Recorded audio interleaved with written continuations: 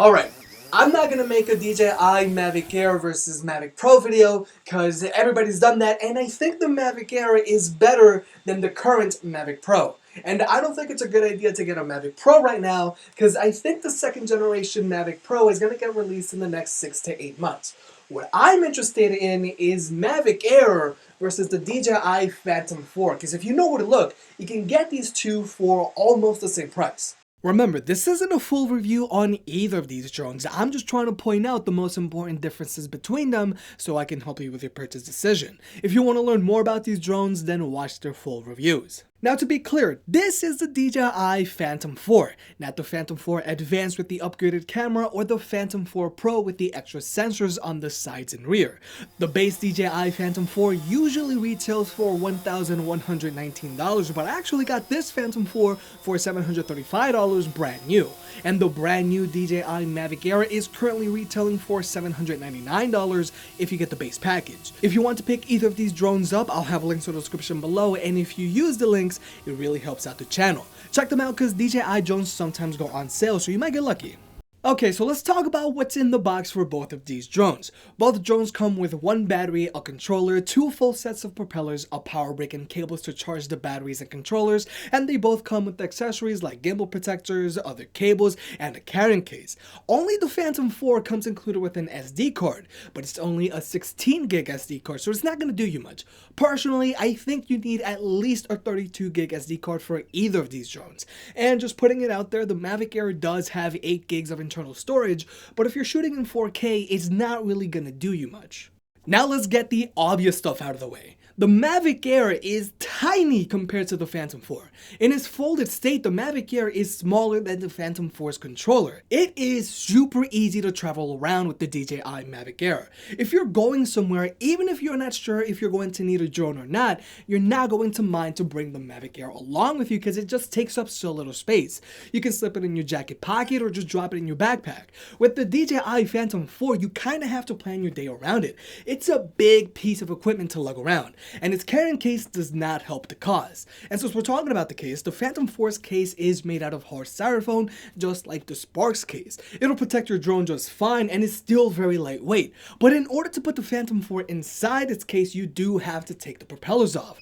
With the Mavic Air, you just fold it up, drop it in, zip it up, and you're good to go. And when you're going to fly, all you have to do is unfold it and take off. But now let's talk about the most important thing on these drones, and that's the camera.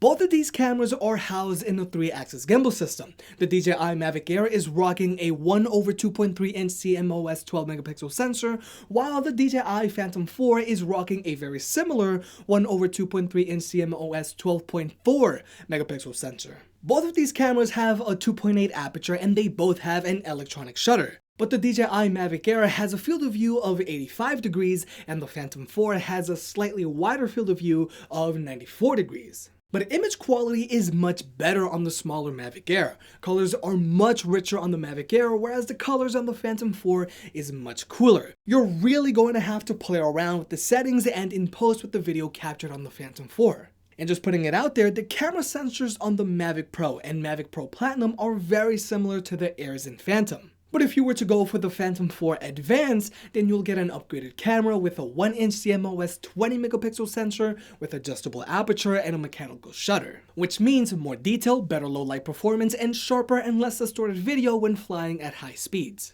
Concerning video resolution, both of these drones can shoot in 4K 30 frames per second, 1080p 60 frames per second, 1080p 30 frames per second, and they can both capture slow motion video at 1080p 120 frames per second. But the Phantom 4 one-ups the Mavic Air by being able to shoot cinematic 4K video up to 25 frames per second. And basically, cinematic 4K is just a little wider than normal 4K, but since I post in 16:9, I don't really use it. Now, both of these cameras do have other video resolution settings to choose from, but these are the ones that matter the most to me. Capturing 4K video is especially useful on a drone because you'll be able to zoom in on certain subjects in post without losing too much detail. But personally, I really like shooting in 1080p 60 frames per second because it means smoother video. Now when it comes to photo, the Mavic Air wins again. Just like before, colors on the Mavic Air are much richer than the colors on the Phantom 4.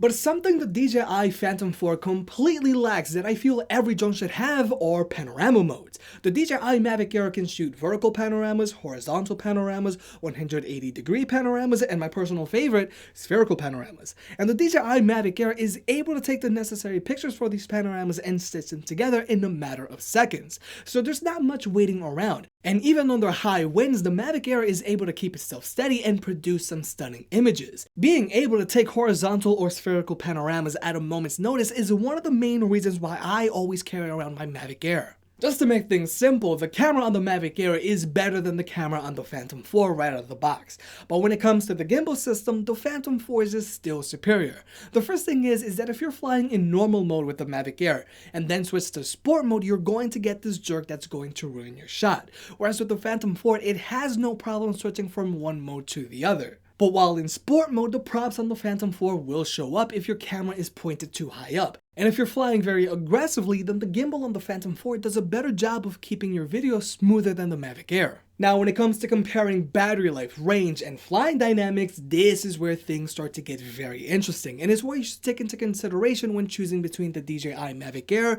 and the DJI Phantom 4. The DJI Mavic Air has an advertised battery life of 21 minutes, and like I've said in past videos, my Mavic Air averages about 18 minutes of flight time while in the NYC winter where temperatures are between 20 and 40 degrees. And the DJI Phantom 4 has an advertised battery life of 28 minutes, but again, in the NYC winter, I've been averaging about 23 minutes. The graded performance is normal for batteries in cold environments, so hopefully I'll get that 21-minute flight time on my Mavic Air in the spring and summer. When it comes to charging these drones, both batteries require proprietary cables and you have to remove them from their respective drones to charge them. But the 2,375 mAh battery on the Mavic Air takes about 50 minutes to fully charge, while the Phantom 4's 5,350 mAh battery takes about an hour and 20 minutes to charge. Having a slightly longer flight time on the Phantom 4 is nice, but the extra 7 minutes isn't really that important to me. Before I take off with either of my drones, I usually have a flight path planned out for what I want to shoot. I feel that longer flight times are really only beneficial if you're flying far out and just getting B-roll. Range and connectivity is another very important thing to take into consideration. The DJI Mavic Air has an advertised range of 4,000 meters or 2.5 miles when used with the controller, but that's under ideal conditions with minimal signal interference and with direct line of sight. But in highly populated areas with lots of radio signal interference and with a lot of tall metal structures, I've been averaging about 1,200 meters on my Mavic Air before my video feed gets too choppy and I don't know what I'm doing. The DJI Phantom 4 has an advertised range of 5,000 meters or 3.1 miles under ideal conditions, and it does a much better job of keeping a consistent connection at a longer range. The video feed might stutter for a second or two, but it comes right back. But if you're a content creator shooting yourself or tracking a car while it drives down a canyon road, or if you're shooting a building, I don't really think having multi-mile range is that important unless you're going for epic landscape shots or again getting B-roll. Flying dynamics is also very different on these drones. The Mavic Air is tight and precise, but the Phantom 4 is like trying to direct a boulder that's sliding on ice. While in their normal flight modes, both of these drones have a very similar linear speed of about 18 miles per hour or 8 meters per second. And in sport mode, the Mavic Air tops out at a speed of 42 miles per hour or 18.8 meters per second, while the Phantom 4 can reach a top speed of 45 miles per hour or 20 meters per second. But at these higher speeds, the Phantom 4 is much harder to control because of all of its mass, whereas the Mavic Air is much more nimble thanks to its smaller size.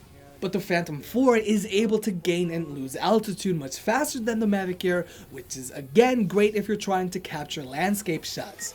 It just makes it a little easier because it takes the Mavic Air a long time to get up or down. Both of these drones also have built-in sensors that help prevent you from crashing. The Phantom 4 has forward and downward facing sensors that will prevent it from crashing into something directly in front of it or below it. But if you're flying from side to side or backwards, you're on your own. The Mavic Air, on the other hand, has sensors on its front, belly, and rear so it can detect obstacles in front of it, below it, and behind it. Having these sensors on the rear of the Mavic means you won't crash into stuff when flying backwards, but you're still prone to crashing if you fly from side to side. Something that I do on a regular basis to get panning shots. The Mavic Air also has a new feature called Advanced Pilot Assistance Systems, or APAS for short. And when this feature is turned on, the Mavic Air will automatically avoid obstacles. All you have to do is tell it to fly forwards, and it also works when flying backwards. Granted, the Mavic Air will drastically slow down when it's automatically avoiding these obstacles, but it's still impressive nonetheless. Whereas with the Phantom 4, you don't have this feature, and just its sheer size makes it very hard to fly in tighter spaces. And finally, let's talk about the controllers. The controller on the Phantom 4 is larger than the Mavic Air and its controller combined, but you do get far better signal range and stability with it than the Mavic Air. And if you wanted to, you could also mount a tablet so you can better position your shots.